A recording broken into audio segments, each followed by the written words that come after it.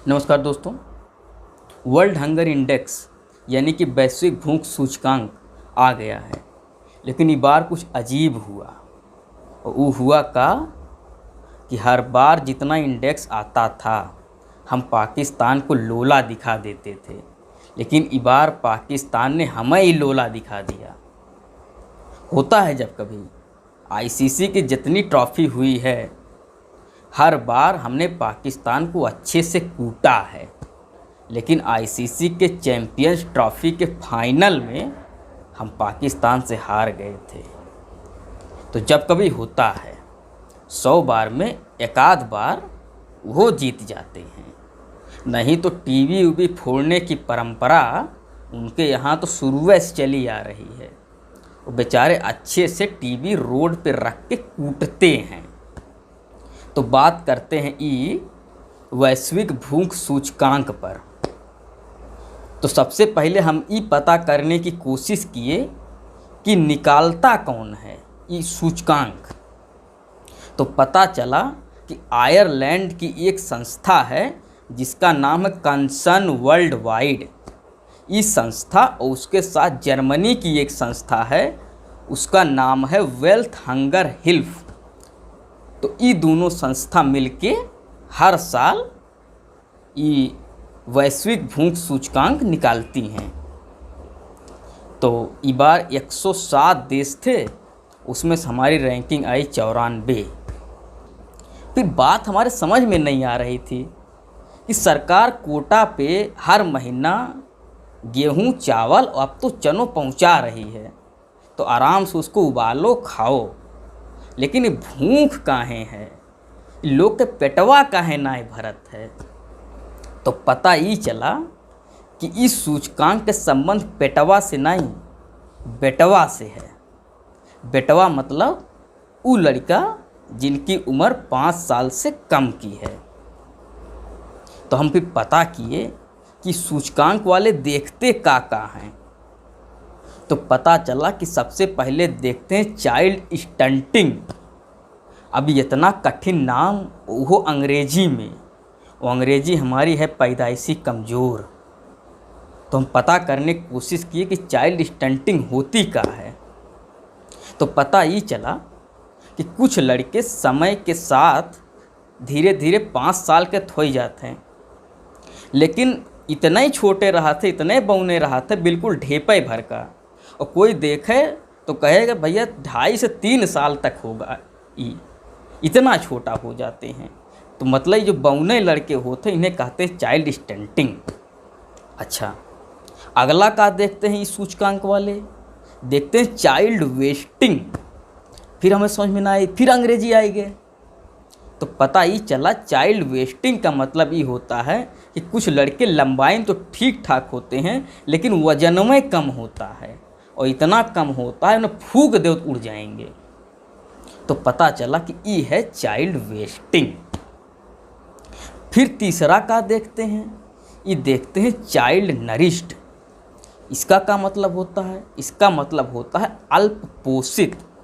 अब देखो भाई कि हर महतारी बाप के इतनी औकात तो नहीं है कि हर एक लड़कन का बढ़िया दूध है, दही है और बढ़िया खाना है, ब्रॉनवीटा है, कम्प्लान है, फल फ्रूट है, सब कुछ खियाए पियाए सकें।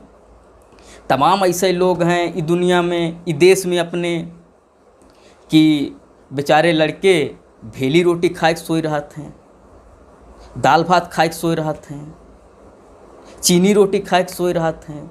तो जब ऐसा चीज़ खाई है तो पोषण कहाँ से आई? तो धीरे धीरे लड़के अल्प पोषित हो जाते हैं। तो ये लड़के होते हैं अंडर नरिश्ड।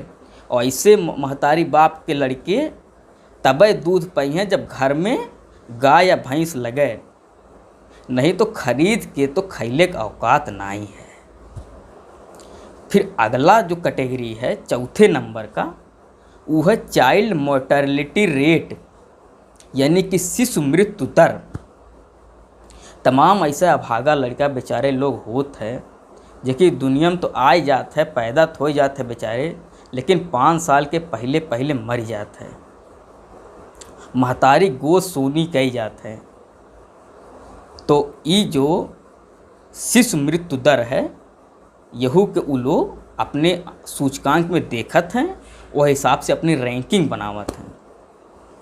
फिर हम ये देखे कोशिश किए, प्रयास किए कि रैंकिंगियाँ कैसे बनावत है।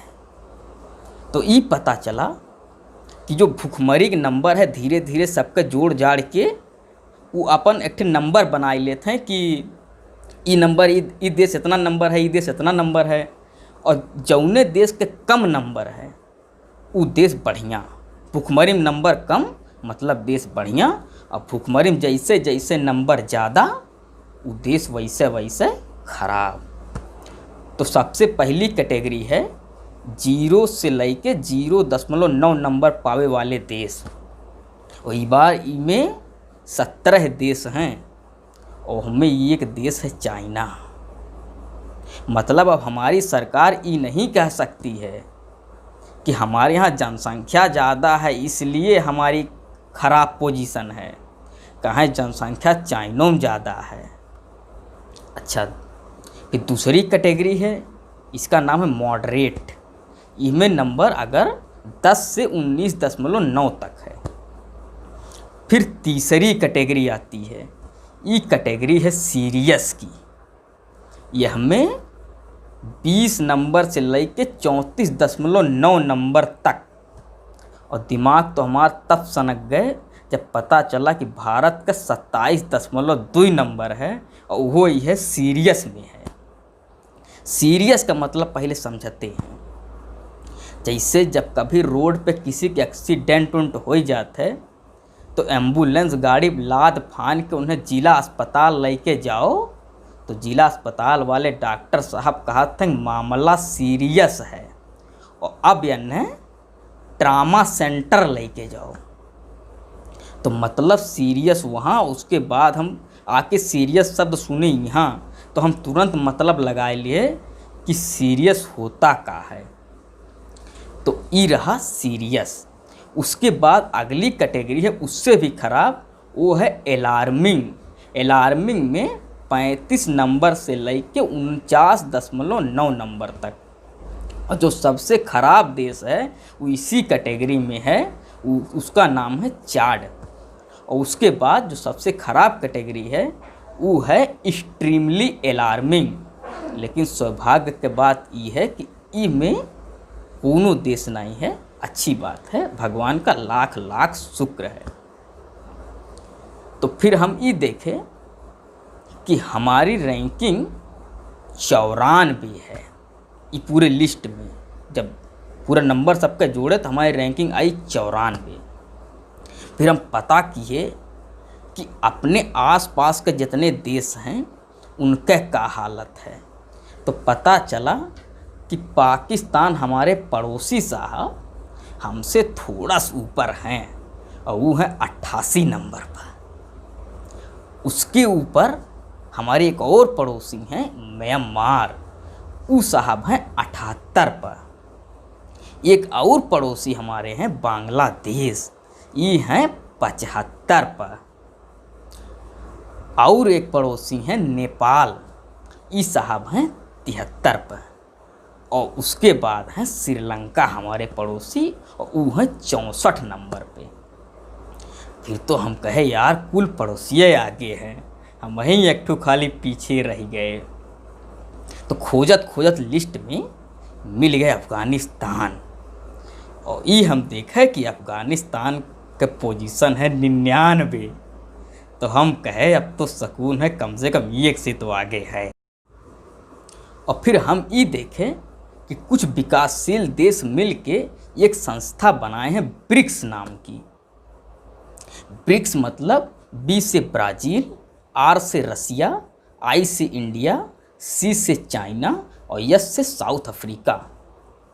इस साउथ अफ्रीका साहब इस संस्था में 2010 में आए जुड़े और बाकी सब लोग 2006 से हैं। इतना लेट आए तो हमें वो लड़का की याद आई गए जवन क्लास में पहले पीरियड में जाते है और पहुँचते मे आई कम इन मैडम। तो इस साहब लेट आए 2010 में। तो हम ये देखें कि जो वैश्विक भूख सूचकांक है यह में ब्रिक्स में हमारी क्या हालत है। तो यहाँ पर भी हमारी खस्ता हालत रही और सबसे खराब हम ही रहे ब्रिक्स में। तो अब हमें लागत है कि सरकार इसके बारे में विचार करी और सरकार चेती, और सिर्फ सरकारें ना विचार करें, आपो लोग विचार करें, देश के जनता विचार करें, एक एक लोग विचार करें कि इतनी ख़राब पोजीशन कैसे हो जाता है। तो ठीक है, अब चलते हैं और फिर आएंगे किसी और वीडियो में आपके लिए कुछ अच्छी इन्फॉर्मेशन लेकर के। ठीक है, तो धन्यवाद।